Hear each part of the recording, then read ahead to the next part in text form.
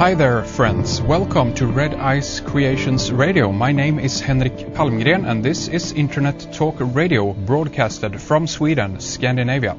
On Thursdays and Sundays, we are here highlighting information and research for your consideration. We do not tell you what or how to think, or what you should or shouldn't believe. We try to lay forth the information in the best way we can and help to highlight the research of various authors, filmmakers and researchers, and to bring their information to your attention. And we don't claim that we are presenting or that we know the truth, but we are searching for it, and we are trying to find out what is going on now, what has been going on in the past, and what we might expect in the future. We think you should make up your own mind about these subjects that we cover and continue the search for yourself if you find it interesting. Dare to explore the world and consequently yourself. And I'm glad that you tuned in today for those of you who are interested in catastrophism, the restart of civilization, origins of agriculture, farming, the Sumerian connection, everything from religion and mythology, and even the Garden of Eden. This is going to be a really interesting program. Our guest today is researcher and lecturer Edmund Merridge. He has continued and picked up on the research of a Christian O'Brien that we're going to talk more about in the program. Christian O'Brien is no longer with us. He wrote extensively on why, how and where human civilization popped up, so to speak, or restarted rather, and the connection to the global catastrophe and the shining ones, among many other topics. Edmund Merridge's website is goldenageproject.org.uk. Again, that's goldenageproject.org.uk. Go over there and take a good look around. You can find links to Edmund's video lectures, and on the website you can also find DVDs, articles and books by Christian and his wife, Barbara Joy O'Brien. Also, before we bring on our guest here, I just want to mention at the beginning that our good friend and guest Daniel Tatman helped us to get in contact with Edmund. So thanks for hooking us up, Dan. Cheers, mate. So with that, let's say welcome to our guest Edmund Merridge. Thank you very much for joining us today. It's a pleasure having you on, sir. Thank you, Henry. I'm very glad you're here. I'm really excited about this program. We have so much to talk about. Let's begin just briefly, if you can. Tell us a little bit about yourself and the connection to Christian O'Brien, and how kind of you got involved in some of his research and how you kind of continued the process of the research. Well, Christian O'Brien was a part of my family, having married my mother's first cousin, and I knew he was a man of very high caliber in my few dealings I had with him. And when he retired in 1970 from a very successful career in the oil industry, I knew he was doing something exciting. He wouldn't say much about it. He was a very modest man in that respect.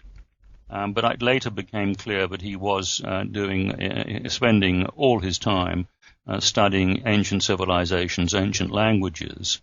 And what triggered the real momentum for him was in looking at monuments, stone megaliths and structures all over the country, but in particular where he lived near Thaxted in Essex. And he identified something which we now call Line A, which is a line of markers precisely at 1 megalithic mile apart, the Tom megalithic mile, which ran for 26 megalithic miles from Hatfield Forest in Essex to Wandlebury in Cambridgeshire. And Line A was slightly curved, and when he did all his calculations and checked everything out, he could see that the ancient surveyors who had established that line had actually curved it to the same extent that the meridian of the Earth is curved, because the Earth, of course, is a circular object. Yes. And therefore the people who built that structure in 2,500 BC had precise knowledge of the Earth's dimensions. And the remainder of his work was to follow up and look at Bodmin Moor, where there was a vast observational and astronomy complex. And he worked in parallel, really, to people like Alexander Thom and other great revolutionary characters who decided that there was a strong possibility that all these ancient structures were far more sophisticated and used for observational astronomy. And he went off then to look for these people, where they could have come from, and trace them back to the land of Canaan and Sumer. And it became necessary for him to learn these ancient languages, Hebrew, look at the cuneiform tablets, and he tracked them down and found out who these people were, and opened up the whole history from the time of 2,500 BC right the way back to the start of agriculture and civilization, which he located in southern Lebanon, 8 miles north of Mount Hermon and 25 miles west of Damascus. That's fascinating. It's very, very precise. And this is, of course, what we're going to get into here today and talk about some of the evidence and surrounding ideas and theories about this. And I guess that you, of course, at this point with the Golden Age project are working to spread the message, and you're doing a little bit of writing yourself. You're doing lectures and so forth, and helping to spread Christian O'Brien's work. Is that correct? Yes, I actually rang Christian O'Brien and to ask him specifically, and I hadn't seen him for several years, and I really rang to find out about where the concept of vegetarianism comes from, because I was very much involved in agriculture and agricultural history and what was happening in our agricultural industry, not only in this country but around the world. And that still is a speciality, if you like, agriculture and wildlife management. And when I spoke to him, he said, I've just finished the book. It was a 10-year project. I've just finished it. I'm only printing 3 copies. You can have the proof to look at. And he posted me the proof. And when I looked at the proof of this book, which is called The Shining Ones, you can imagine how excited I was. And I went to see him. And it seemed to me absolutely crucial that other people knew about the work he'd done. But he'd been so disappointed, despite his CBE and all his great success in the oil industry, he found that he was being shunned by the archaeological establishment. And despite having produced marvelously scholarly work, he just didn't make any progress with people who are supposed to be doing this work. Yes. And he left him very disappointed, and he was too big a man to worry too much. He said, well, I'm happy. I've satisfied myself what it's all about. And I took up a challenge and persuaded he and Barbara Joy to republish The Genius of the Few, and also publish 100 copies of The Shining Ones. Fascinating. And his CBE, that's the Order of the British Empire, did he get that from his work through his background in the oil industry? Is that correct? That's right. He started off as an exploration geologist from Cambridge in 1936 and worked his way up to the head of the oil operating companies in Iran, because they were nationalized by Mossadegh. And his job was to manage all the oil interests, all the different oil companies around the world, to try and keep oil production going in Iran and to hand over the industry to the new, if you like, state of Iran after the Shah had been deposed. And it was his job, success in doing that he got his CBE. That's interesting. And so, I mean, I guess he was a little bit familiar with the Middle Eastern region, so to speak, a little bit of the ancient lands down there, Persia, stretching into the Middle East and so forth. That's right. He said that he wanted a job somewhere near mountains. He loved mountains and loved climbing. And he decided to be an exploration geologist, and that took him out by sea and then by the company bus through the Lebanon to Syria, down to the Abadan refinery and the whole operation at Abadan by the Anglo-Iranian Oil Company. And he was right in the Mesopotamian plains. And literally within the first month, he went out with a wonderful French geologist called Boileau. And Boileau knew about this extraordinary mound, which they went to look at and camp by.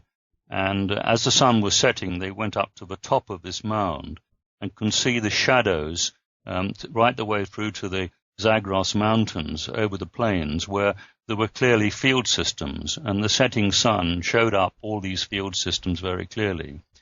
And on the mound they were actually standing on was had a number of clay tablets, and they were very excited by this, and they reported it to a French archaeological mission near Susa, not far away. and that ended up by being the discovery of a Dur-Untush ziggurat, which was the city or king of Dur-Untush had built 1800 BC or before. And so that sparked off his interest in the extraordinary history of Sumer and the area of Mesopotamia, which really only became known as an ancient area of importance, something like 1850. And the exciting part about that was that so much of the records which were translated and looked at confirmed so much of what had been written in the Bible. And it then becomes clear that the Hebrew Bible takes a very large part of its material from the Sumerian records, very much earlier dates. Yes, and we are going to go through this chronologically today. Before the restart of civilization, at least, we're going to backtrack to before that point and actually discuss the age of catastrophe. And let us start right there then and tell us a little bit about this. When, where, and what can we say happened to planet Earth at this point before the restart of the civilization? Well, I'm still going to start in Sumeria with the fantastic collection of tablets by Ashburnapal and his 7th century BC palace, which is accredited to Sargon near Nineveh. And he pulled together and collected all the tablets he could find and built up a great library of past material. And the Assyrians were the people who knew exactly who their gods were and had images of what we call the Abkarlu or the genie, which are now in the British Museum in the Assyrian Room. And they wrote their history on the front of these plaques, which are always in the most important rooms, the throne rooms. And they accredited their history to these people. And alongside that information, we have all the material which we see Zecharia Sitchin bringing into his books about Tiamat and the whole complex astronomy which the so-called Chaldeans and the Sumerians had very clear records. And one of those records, the story of Tiamat, is used by Allen and Dallaire in their story about catastrophe, because what they're saying is that the Sumerians left us very detailed records of the cause of this great catastrophe round about, say, 10,500 BC. And they also knew that it was a star that had exploded, which means a supernova in modern language. Yes. A supernova had exploded. And we find from Richard Firestone's book, The Cycle of Cosmic Catastrophe, we find that if a supernova explosion had taken place in our galaxy or on close or a nearby galaxy, then there would have been 3 stages. First of all, a massive flash, which would have burnt everything on one side of the planet in the line of fire, so to speak. Yes. Then would have been maybe several thousand years later a shock wave, and then eventually we would have had the debris from that massive explosion coming into our particular planetary system.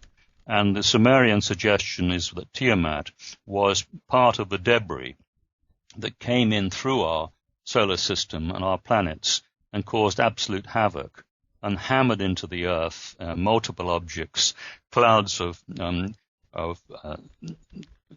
gas, which was at not superheated but supercooled gas, which suddenly gave us the most appalling conditions, rippled the surface of the Earth and tipped the Earth on its axis. So we have really amongst that material, which Sitchin used in a different way, we have a record of a very recent major catastrophe, which explains the story of the Great Flood, if you like. Noah was a king in southern Sumer, and it looks as though his flood was a flood round about 4,000